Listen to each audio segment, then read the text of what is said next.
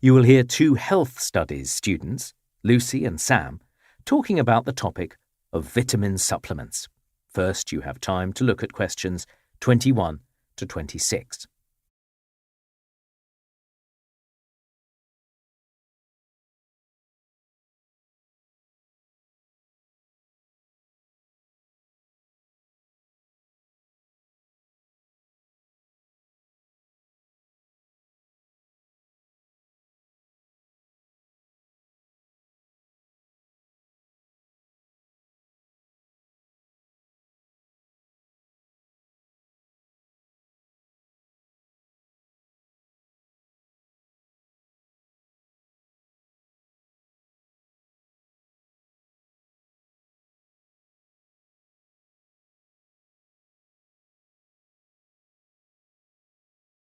Now listen carefully and answer questions 21 to 26.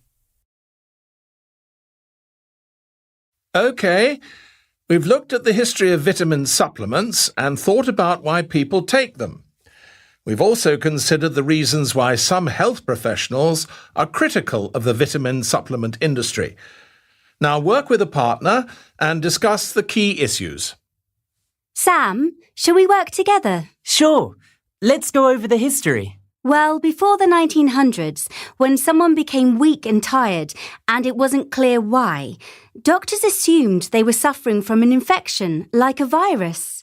Or they'd been in contact with something poisonous or harmful, something they'd handled or eaten. Doctors had no other explanation for it. But in the early 1900s, that changed. That researcher in the US, Joseph Goldberger, he realised people who basically lived off corn, they were getting ill because they weren't eating anything else. Exactly. And other researchers were realising the same thing. Like in places where people only ate white rice, they were suffering from a disease called beriberi. So the researchers concluded that there must be something missing, that the stuff some people were eating had no nutritional value. And from there, researchers began to identify vitamins, like A and B, for the first time. A huge scientific breakthrough. So doctors, the public, everyone got to hear about vitamins. First, that they existed, and second, you needed them to be healthy. But it was governments that were really worried about vitamin deficiency, certainly in the US and in the UK at least. What do you mean? Well, in the 1930s, those governments were worried about people's general health because everyone was suddenly buying canned fruit, artificial butter, meat in tins, that kind of thing. It became very common. And so newspapers were featuring lots of government reports about how serious this was. I see. And then some people saw a business opportunity. Naturally.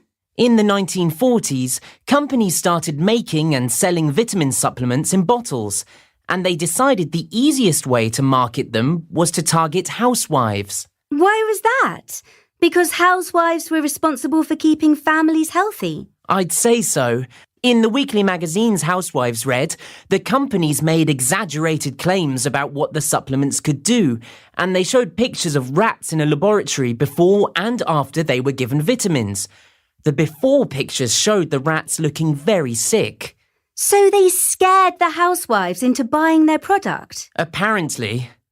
But vitamins were still expensive, weren't they? It wasn't until the 1950s that more people could afford to buy them. Why was that? Well, manufacturers had discovered how to produce vitamins artificially and in enormous quantities in their factories. I suppose that's what goes on with any product. It starts expensive until manufacturers adapt their technology. Were there any developments in the 1960s? Companies changed their promotional strategy to increase their sales. They used movie stars to say how effective the supplements were. That's still true today. Celebrity endorsement really seems to work. Someone on the TV says vitamins have made them healthier, and immediately more consumers go out and buy them. Before you hear the rest of the talk, you have some time to look at questions 27 to 30.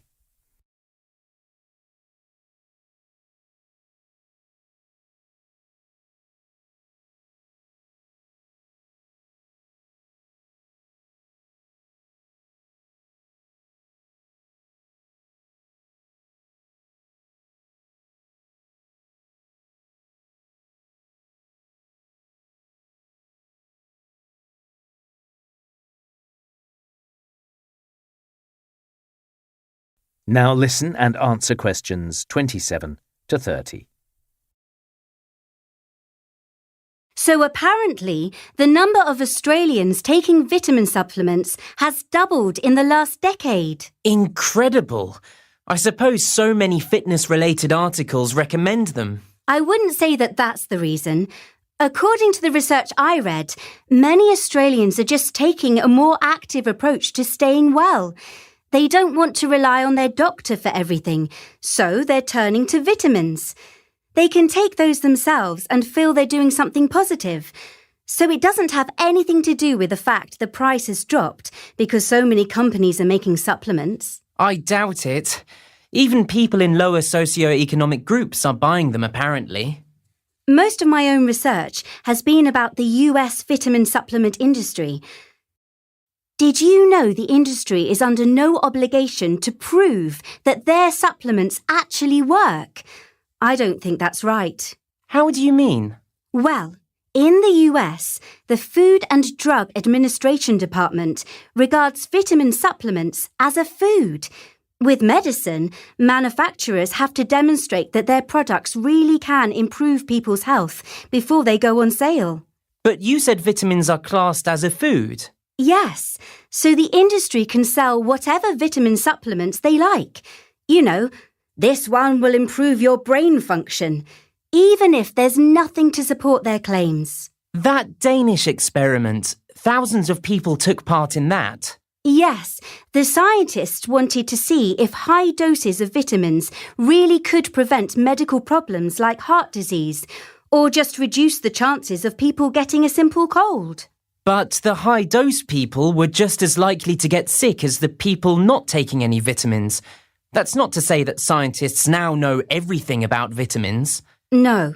Like you say, investigations and long-term trials need to continue before they can be certain about what taking vitamin supplements can actually achieve. But in the meantime, do we need stricter regulation of the supplement industry? Do you think people would stop buying and taking vitamins if they were told it's a waste of time? Hardly.